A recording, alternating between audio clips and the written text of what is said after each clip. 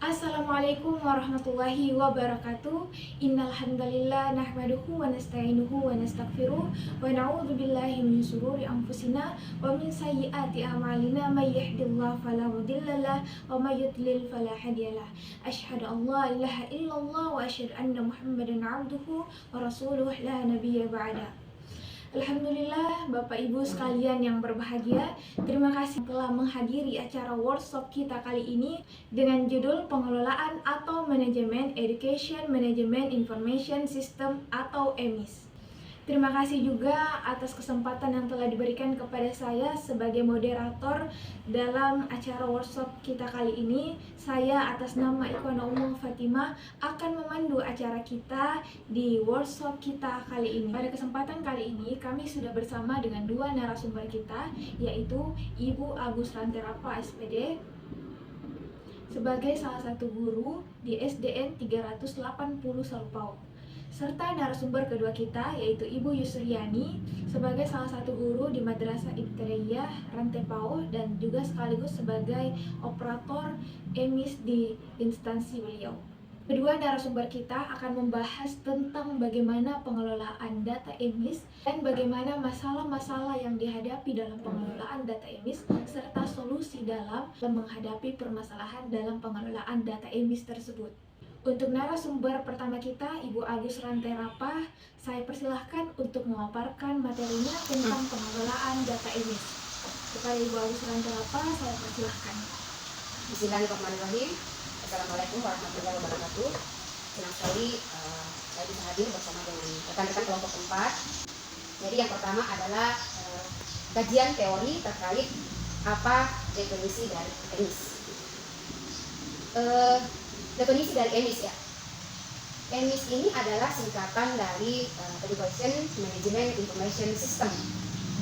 EMIS ini adalah sebuah sistem yang manajemennya itu mendukung kelompok data dan informasi sebagai sebuah sistem perancangan penyimpanan yang teratur serta pemrosesan yang dipergunakan dalam sarana pengambilan kebijakan dan anggaran finansial pendidikan. Nah, proses input data ke dalam aplikasi EMIS ini diawali pada saat awal tahun pembelajaran atau pada saat penerimaan peserta didik baru. Nah, jadi tadi setelah input data ini selesai dilakukan, yang dilakukan selanjutnya adalah pengolahan data. Nah, pengolahan data ini dilakukan ketika terdapat kekeliruan atau pembaharuan data pada dokumen asli untuk diperbaharui di aplikasi EMIS. Jadi pengolahan data juga itu meliputi misalnya mutasi peserta didik yang dilakukan ketika terdapat peserta didik maupun tenaga pendidik atau pendidikan yang misalnya pindah tugas, baru masuk, atau ada juga yang ujian data. Nah, jadi tadi setelah dilakukan input data, lanjut pengolahan data, selanjutnya adalah bagaimana menyajikan data yang sudah diinput tersebut. Nah, data online ini biasanya digunakan sebagai penyedia bahan data untuk berbagai program, baik dalam lingkup Kementerian Agama, AKMI, BOS, DOP, perhitungan ijazah, kemudian ada PDUM dan PIP maupun program berskala nasional itu seperti ANBK, kemudian penerbitan NPSN, NTSN, NUPTK dan akreditasi dan jadi tadi setelah input data ini selesai dilakukan, yang dilakukan selanjutnya adalah pengolahan data. Nah, pengolahan data ini dilakukan ketika terdapat kekeliruan atau pembaharuan data pada dokumen asli untuk diperbaharui di aplikasi EMIS. Jadi pengolahan data juga itu meliputi misalnya mutasi peserta didik yang dilakukan ketika terdapat peserta didik maupun tenaga pendidik atau pendidikan yang misalnya pindah tugas, baru masuk, atau ada juga yang keluar. Nah, aktivitas pengolahan data tentunya dilakukan untuk memastikan bahwa data tersebut akurat dan valid sesuai dengan fakta. Pengolahan data bisa dilakukan kapan saja oleh operator madrasah dalam pengolahan data. Tidak semua dapat dirubah begitu saja kota. Nah, proses pengolahan data ini dilakukan untuk memastikan data yang nantinya akan disajikan ini tidak terdapat kesalahan, baik itu kesalahan yang berupa ketidaksesuaian dokumen ataupun ketidaktelitian operator EMIS dalam menginput data. Nah, jadi tadi setelah dilakukan input data, lanjut pengolahan data, selanjutnya adalah bagaimana menyajikan data yang sudah diinput tersebut.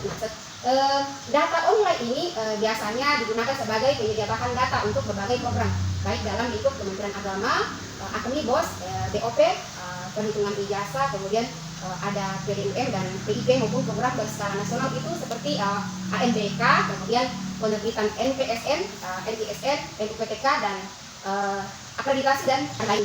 Penyajian data ini bergantung pada proses input data dan pengolahan data pada EMIS. Jadi kevalidan data di sini sangat bergantung pada input data dan pengelolaan data yang akan disajikan. Jadi saya kira demikian bisa saya sampaikan untuk kesempatan ini. Selanjutnya saya kembalikan kepada saudari moderator dan narasumber yang kedua. Terima kasih. Itulah tadi narasumber pertama kita yang membahas tentang pengelolaan data EMIS atau manajemen data EMIS. Sehingga sedikit saya jelaskan bahwa apa yang telah dijelaskan oleh Ibu Agus Rantirapa tadi itu terhadap bagaimana manajemen pengelolaan data EMIS yang meliputi bagaimana penginputan data EMIS, bagaimana pengelolaan data EMIS, serta bagaimana penyajian. Nah, dari sini kita dapat melihat bahwa di dalam pengelolaan data, baik itu penginputan, pengelolaan, hingga penyajian data, pastinya akan ada masalah yang dihadapi, sehingga perlu ada solusi yang didapatkan agar setiap masalah tersebut dapat terselesaikan. Nah, untuk itu kita sambut narasumber kedua kita, yaitu Ibu Yusriani. Kepada Ibu Yusriani, saya persilahkan. Baik, bismillahirrahmanirrahim. Terima kasih kepada moderator yang telah mempersilahkan saya untuk menyampaikan materi mulai dari penghimpunan data, kemudian selanjutnya itu pengelolaan data dan juga penyajian data. Yang pertama yaitu penginputan data, di mana sumber data yang diinput ke dalam aplikasi EMIS itu diperoleh dari kartu keluarga, ijazah peserta didik, dan juga akte kelahiran peserta didik. Adapun data yang diinput ke dalam aplikasi EMIS itu berupa identitas madrasah, sarana dan prasarana, daftar peserta didik, daftar guru madrasah, dan juga tenaga kependidikan. Nah, sebenarnya apa kendala yang dihadapi oleh operator ketika menginput data? Adapun kendalanya yaitu yang pertama, perbedaan data yang ada di ijazah dengan kartu keluarga peserta didik. Ada juga NIS peserta didik yang tidak valid. Nah, apa solusinya? Jadi solusinya itu adalah menyarankan kepada peserta didik untuk memperbaiki kartu keluarga di Dinas Kependidikan, Dinas Kependudukan, dan catatan sipil di daerah setempat. Selanjutnya yaitu pengelolaan data, di mana setelah penghimpunan data selesai maka dilakukan selanjutnya adalah pengelolaan data. Nah, pengelolaan data dilakukan ketika terdapat kekeliruan atau pembaharuan data pada dokumen asli untuk diperbarui pada aplikasi EMIS.